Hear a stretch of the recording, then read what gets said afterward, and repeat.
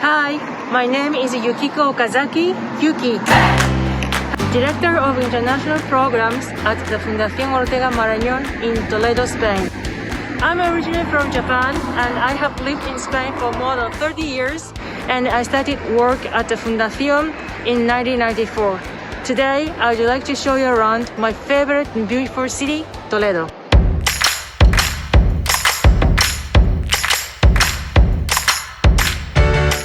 Toledo is a medieval city with a population of about 85,000, located on the banks of the Tajo River that goes to Lisbon and 43 miles south of the capital of Spain, Madrid, just 30 minutes by a rapid train. It was declared as a World Heritage Site by UNESCO in 1986 and known as a city of the three cultures for the cultural influences of Christians, Muslims, and Jews. Toledo became the capital of this Gothic kingdom in the 6th century, which followed the fall of the Roman Empire and then was taken over by the Muslims between 711 and 1085. Toledo is also known as Imperial City because it was the main venue of the court of Charles V, Holy Roman Emperor in Spain. In 1561, the capital of Spain moved from Toledo to Madrid, which explains why Toledo maintains so impressive medieval architecture. Walking down the streets of Toledo is just like taking a trip back in time and landing in the Middle Ages. Many writers, poets, playwrights, and artists such as Cervantes, Lope de Vega, Becker, El Greco, and Buñuel, etc., loved and have been inspired by this wonderful city. I'm sure that you will be charmed by the beauty of Toledo.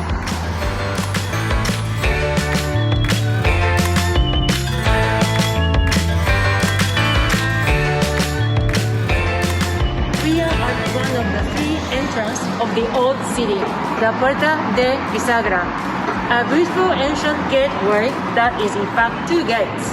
The first built by the Moors in the 6th century and the second added in the 16th century, ordered by the Emperor Charles V. An image of a two-headed eagle is a symbol of the King Charles V.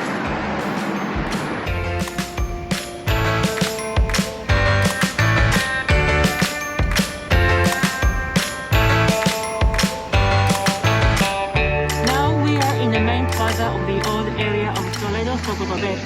In the past, this plaza was used as a livestock market, as Toledo means, also for bullfighting or collision.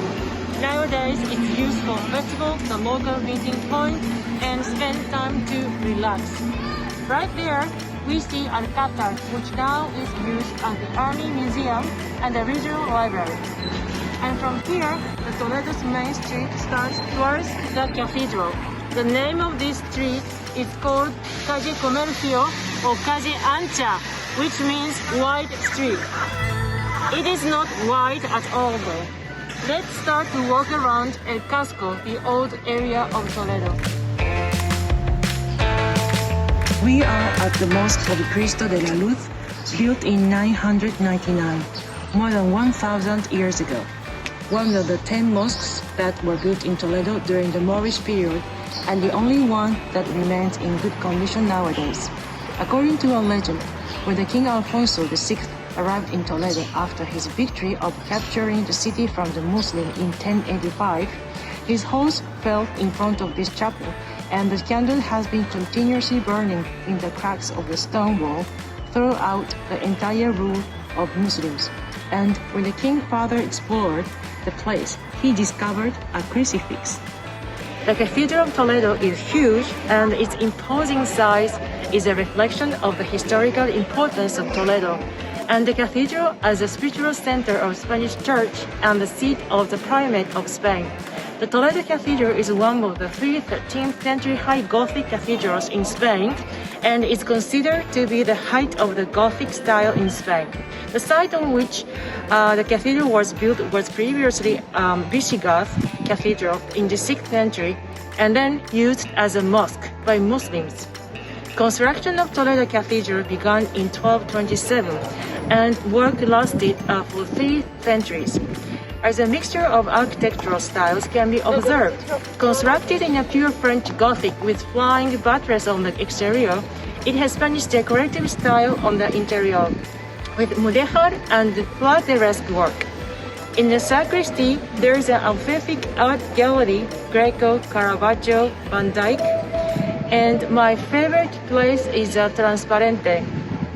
It's a Baroque altar piece made of marble, jasper, and bronze of the 18th century. Is a contrast of the Gothic architecture. And now I am at one of the famous sweet shop, Santo Tomé, looking for a traditional sweet of Toledo, mazapan, which is made with almonds, sugar, and honey. Mazapan is a very popular souvenir of Toledo and also a very typical sweet for Christmas time. Inside of this shop, there is a figure of Don Quixote made with only mazapan, which got a Guinness World Records in 2018. It's 11 feet and 8 inches, 551 pounds, and they spent 500 hours to make this figure. Now we are in the Jewish Quarter, the most influential in medieval times, and today still holds an important place in Sephardic culture on the Iberian Peninsula. We can still visit two synagogues, Santa Maria la Blanca, built in the 13th century, and Tránsito in the 14th century.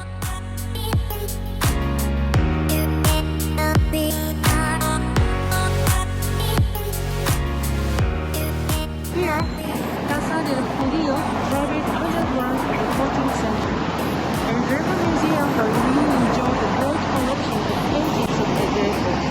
Also, you can see one of the master paintings of El Greco, the Barrier of Count Olga, in the Santo Tomé Church, which is just 2 minutes walk from here.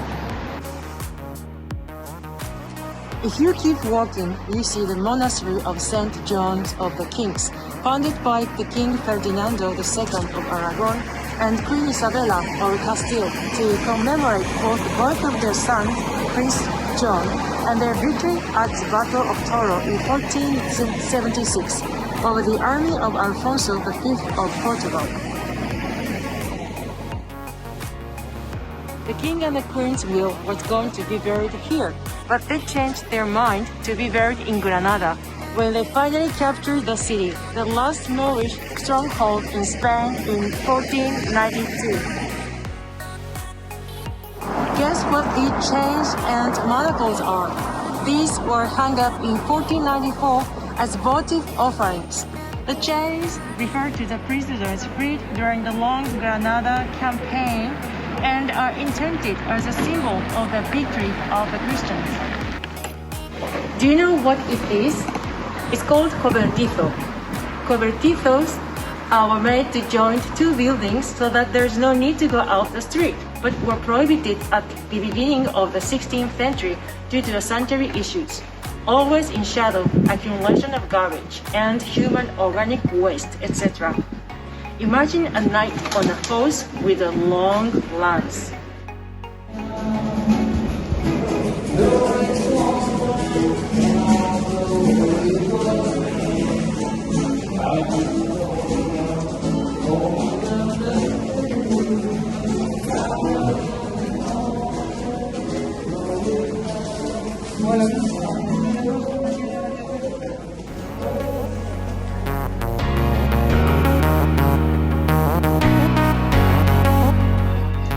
One of the most important components of our immersion programs are host families.